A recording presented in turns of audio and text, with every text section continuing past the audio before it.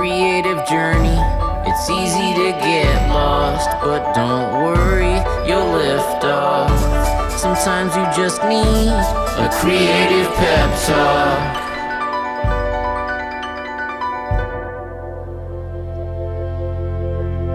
Hey, you're listening to the Creative Pep Talk podcast. I'm your host, Andy J. Pizza.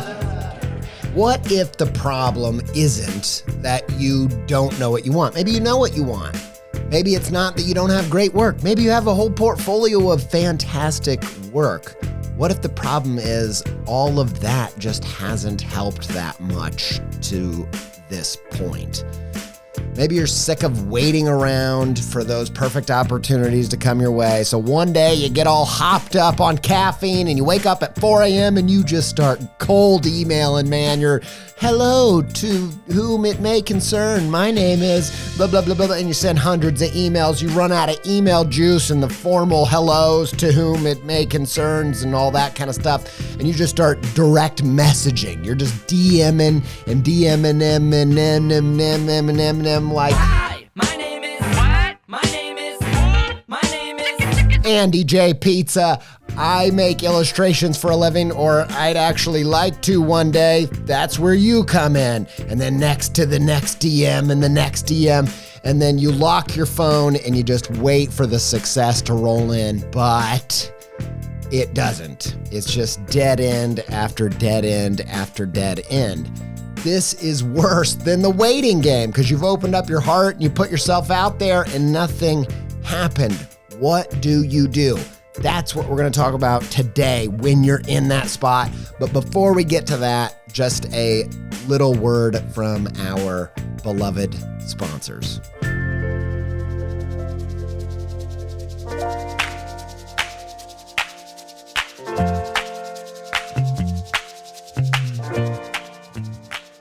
Quick shout out to our sponsor, Skillshare. There's nothing better than getting better. Accomplishing growth is extremely satisfying. And online classes from Skillshare make it possible. Learn about illustration, design, photography, productivity, and marketing with Skillshare short classes. You can move your creative journey forward without putting your life on hold. I'm going to tell you about a class halfway through this episode that is very on point for this process we're doing. It's called Design for the Job You Want, Personal Projects to Build Your Portfolio. Exactly what we're talking about in this episode. You can check it out, Skillshare.com/creativepep to get a free trial today. Thanks, Skillshare. We love working with you. This episode is sponsored by Wireframe, an original podcast from Adobe. This show is for small business owners who handle all the branding, content, and design all on their own. Probably a lot of people like you. Each episode features one small business owner. They pair them with a mentor who has built their own successful brand, and then they also give them a designer to help them execute the plan to solve their problem. In the middle of this episode, I'm going to tell you about an episode that I think is related to the stuff we're talking about today and can also be of use to you. You can go find Wireframe in any podcast player that you use, and I'll also include a link in our show notes. So thanks, Wireframe, for all the support.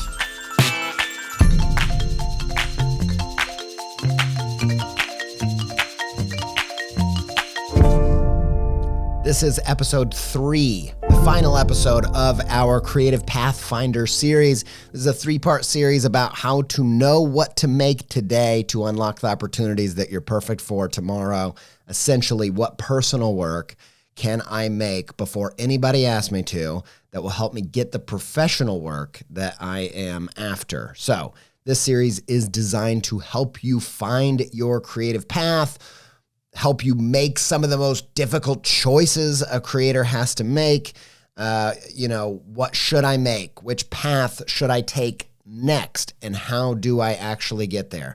This series is a new adaptation of our creative career path framework. Get a free copy of our creative career path e-handbook by signing up to our newsletter at creativepeptalk.com/path. The 3 episodes in this series are like a 3-act story. Act 1 the creative call to adventure, aka defining what you want. That is the goal setting section. Act 2, that was episode 2, the creative journey, aka living your creative montage, doing the work, putting in the time, building your own personal project. This is where you do the work of making the project that helps you move towards what you want.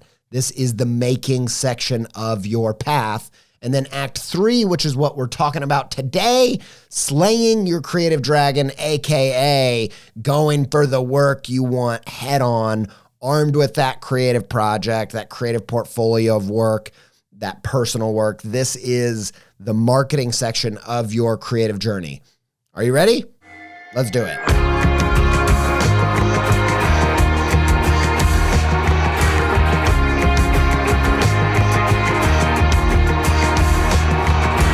Chapter 1, clothe yourself in the enemy's skin. That sounds gross. It's not as gross as it sounds. Sounds kind of violent. That's not what I'm saying. Okay, if you find yourself in a place where you know the opportunities you want, you've started making the kind of work that you believe makes you a perfect fit for those opportunities, and you believe you're ready to finally get a chance to actually do some of them or do more of them, is there anything you can do other than just wait around and wait for someone to hand those opportunities to you on a silver platter? Yes, I believe there are things that you can actively do that will help you reach those goals. And it starts with clothing yourself in the enemy's garb, so to speak.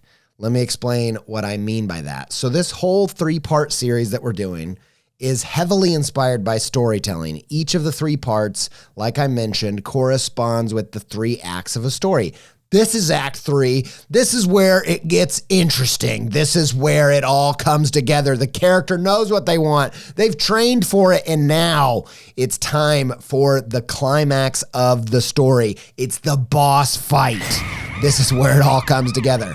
But before that fight can even happen, before you actually get the chance to show the world what you're made of creatively, you got to get in the freaking castle, man. You got to get past the guards. This fortress is heavily guarded.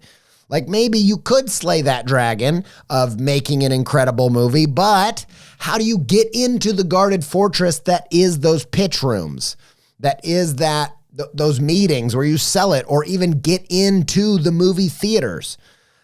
Maybe you could slay the dragon of writing an incredible pop song, but how do you even get the chance to get into the castle that is the studio where those collaborations happen? Maybe you could write an amazing kids book, but how do you get into that editor's pile of books? Like, that's a heavily guarded fortress. Believe me, I know from a decade of pursuing making kids books. I saw a movie over the weekend that I just honestly really disliked. I'll say. I don't want to get harsh, but I really, really disliked it. And, it made me mad because this was a huge studio movie, and you got to ask yourself, how did they freaking get in the castle? Like, how did they get this past the guards? Like, they were so, in my opinion, ill-equipped to slay that dragon. I'm not saying I could make a better one. I don't make movies. I don't know. But I just really disliked it. And as a creator, someone who has, come up against so many moats that I could not get past, or that just took me so long to get past. It's frustrating when you see something like that movie. But I think it illustrates the point that getting into the castle is a totally different thing than slaying creative dragons. Like, maybe they're just experts at getting into the castle. Or maybe they were born in the castle. Maybe she's born with it. Maybe it's privilege. Of course, privilege and luck definitely play a part into who gets in the castle and who doesn't. I'm not denying that, but approaching the castle strategically can make a huge difference. And take that from someone who has wanted to get into a lot of castles.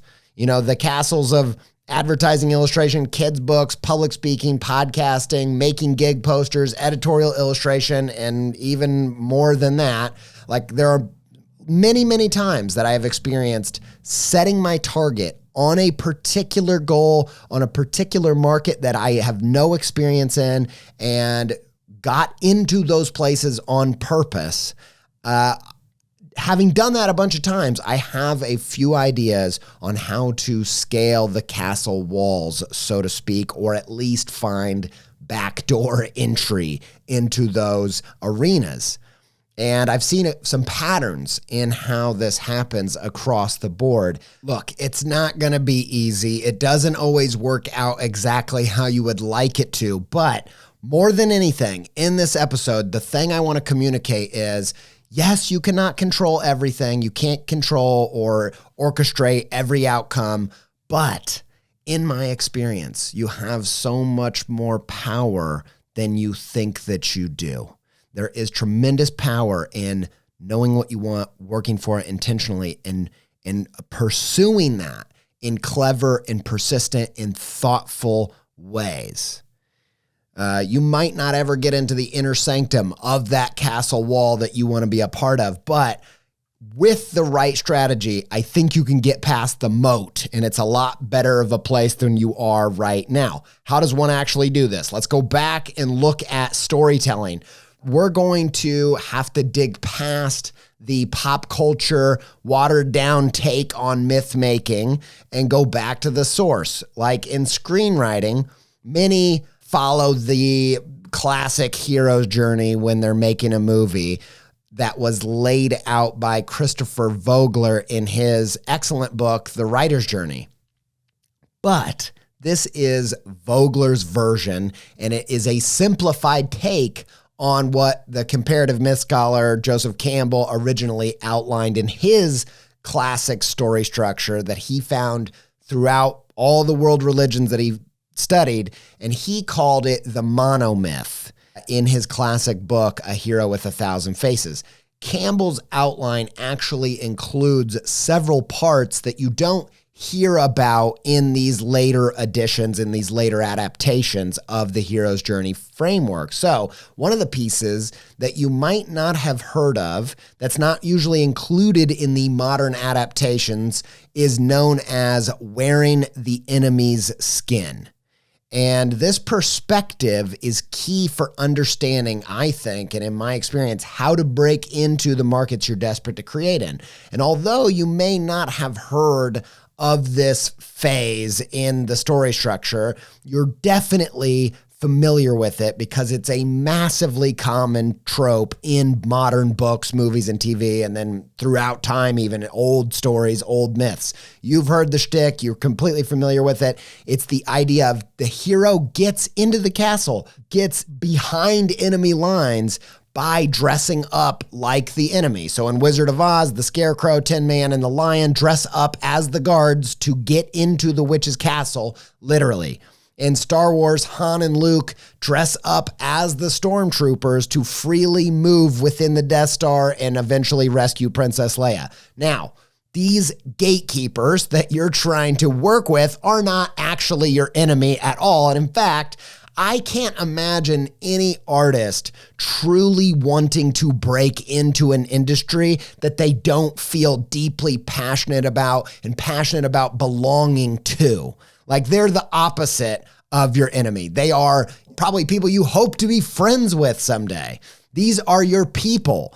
But the idea is that you are hoping and praying and fighting and making art so that someday you can break into that world and prove that you are one of those people. So they're your enemies, but even so, how do you get them to let you in? They don't know that you're not their enemy. They don't know that you are perfect for this world. How do you get behind that castle wall? This is more than dressing up for the job you want, not the job you have. This is about clothing yourself in the enemy's skin. It's about going beyond skin deep. This is this whole idea of dressing up in the enemy's garb is really symbolic of getting into the enemy's head.